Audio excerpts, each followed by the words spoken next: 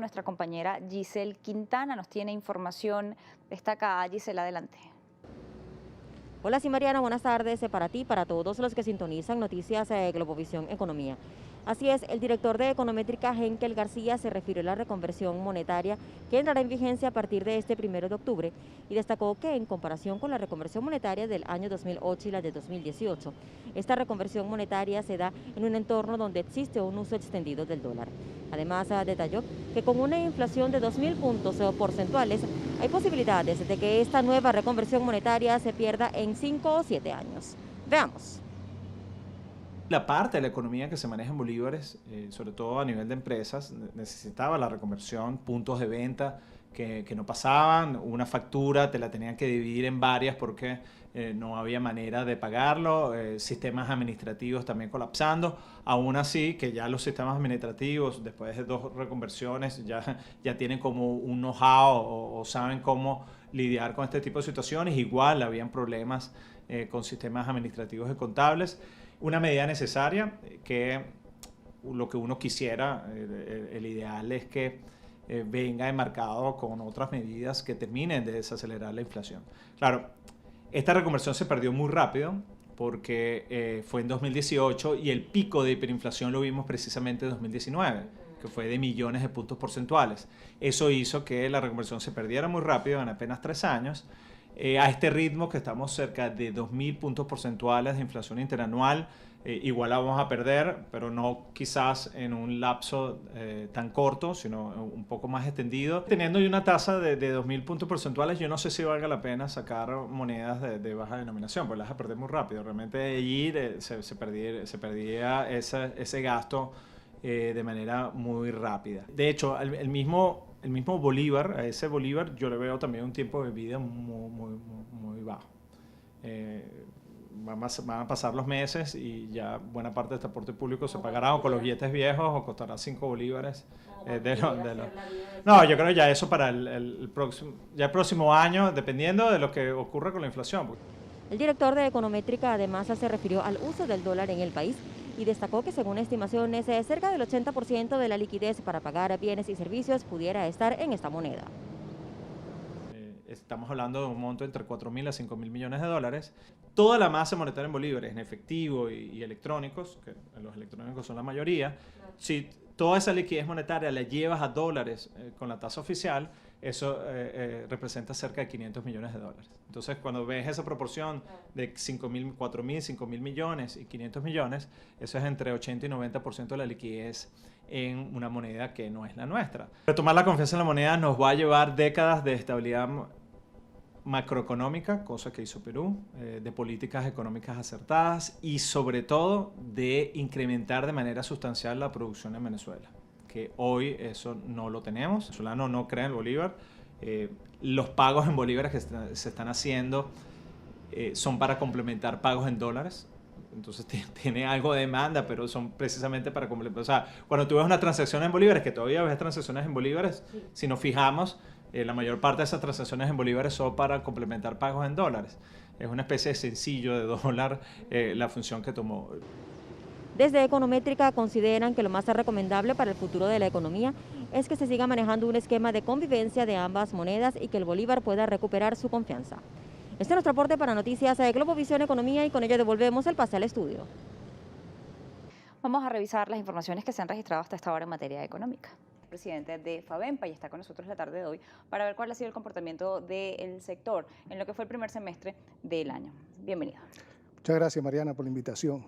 Bien, queríamos consultarle primero el balance que tengan de lo que fue el primer semestre del año y cómo se están perfilando en este segundo semestre, que bueno, ya lleva tiempo.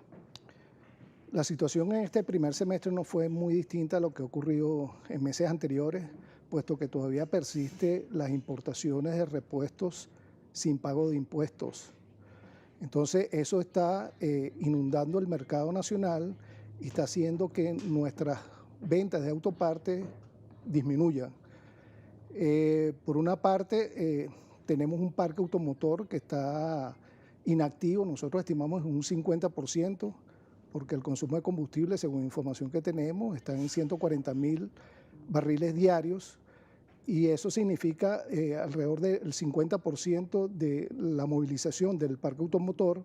Eso significa que nuestros consumidores, que son los propietarios de vehículos, se hayan disminuido un 50%.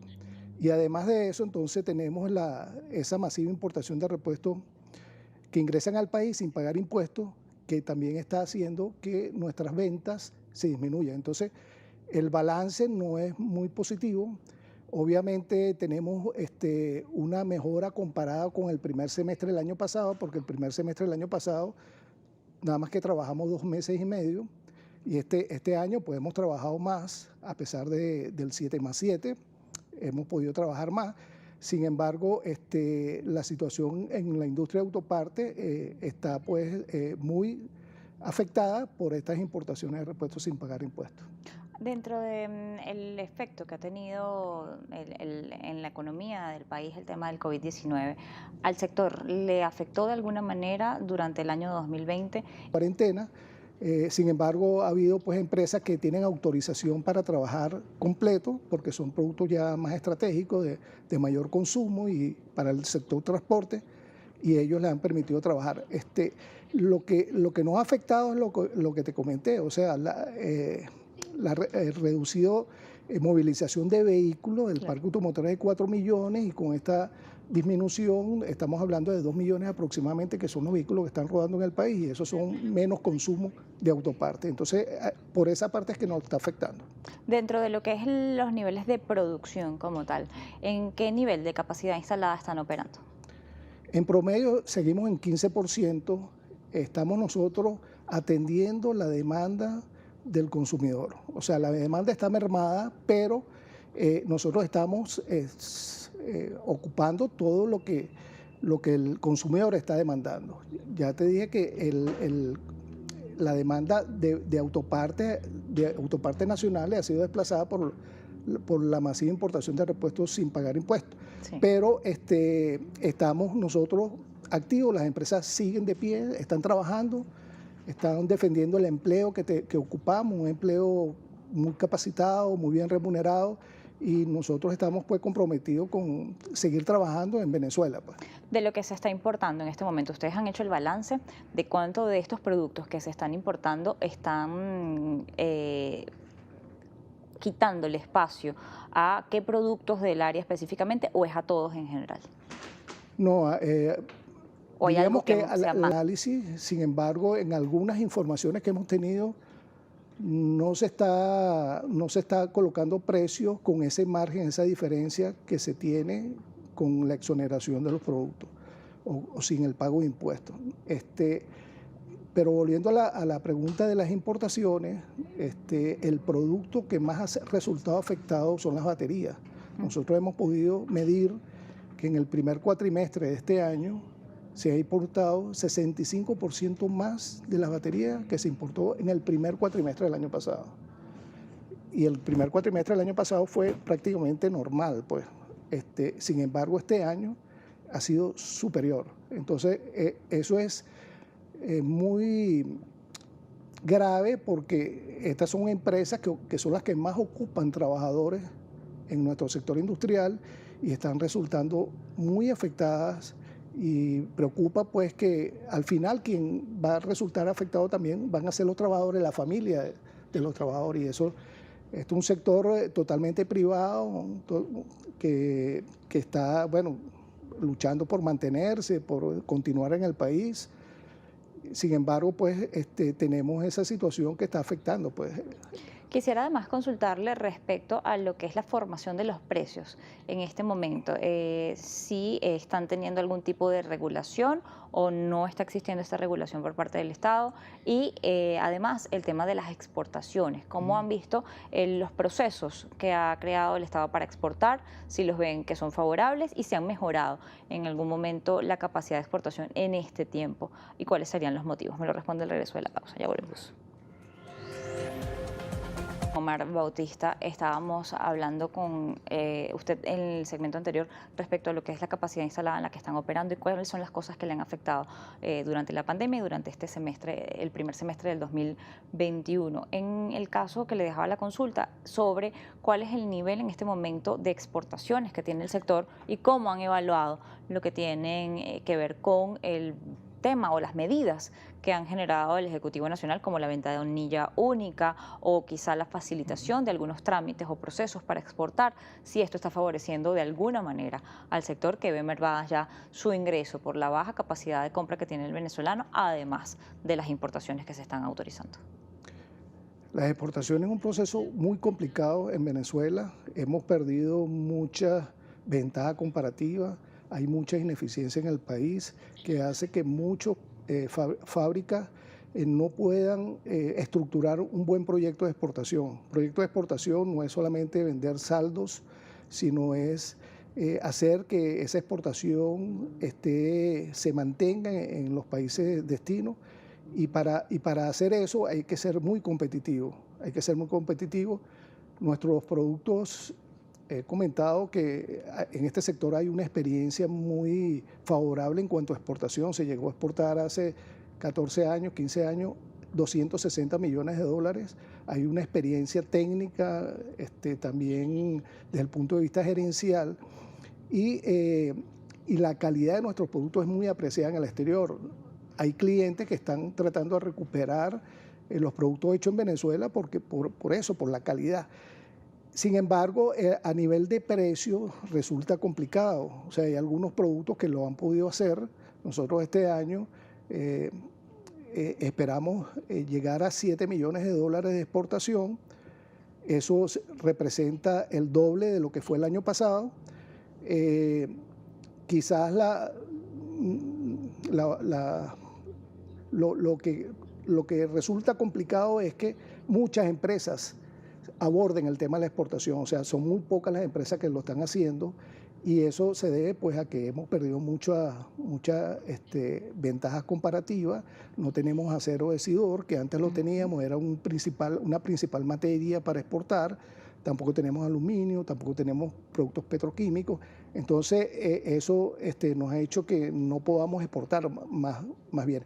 Pero las empresas están haciendo esfuerzos importantes para lograr materializar exportación. Ya nos conocen en el exterior, tenemos calidad.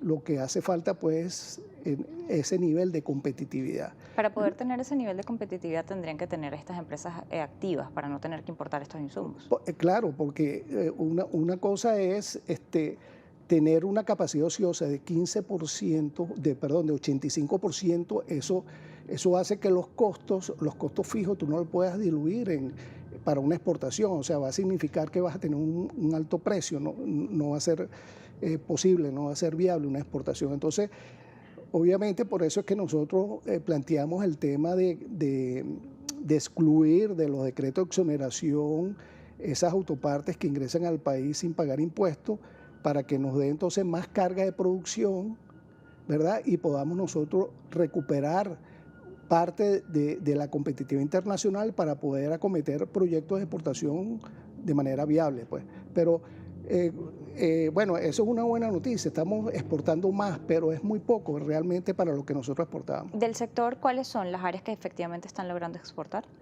Bueno, estamos exportando radiadores de aluminio, estamos exportando pistones de aluminio, estamos exportando baterías, filtros de aceite, filtros de aire, partes para ejes diferenciales. Principalmente son esos los renglones. ¿Y en montos, en volumen de dinero, en dólares, cuánto sería lo que se ha logrado mejorar? Por eso, 7 millones de dólares es la meta de este año. Eso va a significar el 100% de lo que se hizo el año pasado. Y también es superior a lo del año antepasado. O sea, hay un proceso de incremento en las exportaciones, pero es muy lento. De todos modos, las exportaciones no es algo inmediato, eso toma tiempo.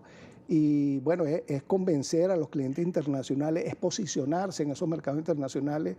No es nada fácil, es muy complejo. Sin embargo, bueno, el sector sigue insistiendo, las empresas siguen insistiendo en ello. En cuanto a lo que es la formación de los precios a nivel nacional, ¿tienen algún tipo de restricciones o están colocando o fijando los precios según sus costos de producción? Sí, así es, no hay ninguna regulación hasta el momento. Hay una presentación de precios en los neumáticos que se hace al SUNDE por un compromiso que se tiene desde hace algún tiempo. Sin embargo, pues el proceso de formación de precios en función a los costos, pues no hay posibilidad de que se pueda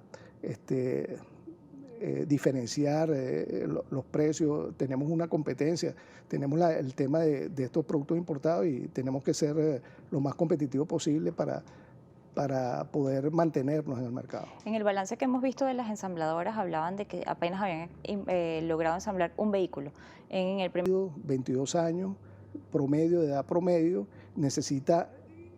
se necesitan incorporar vehículos nuevos y los mejores vehículos para incorporar parque automotor nuestro es vehículos ensamblados del país. Aquí en Venezuela se mueve todo sobre ruedas.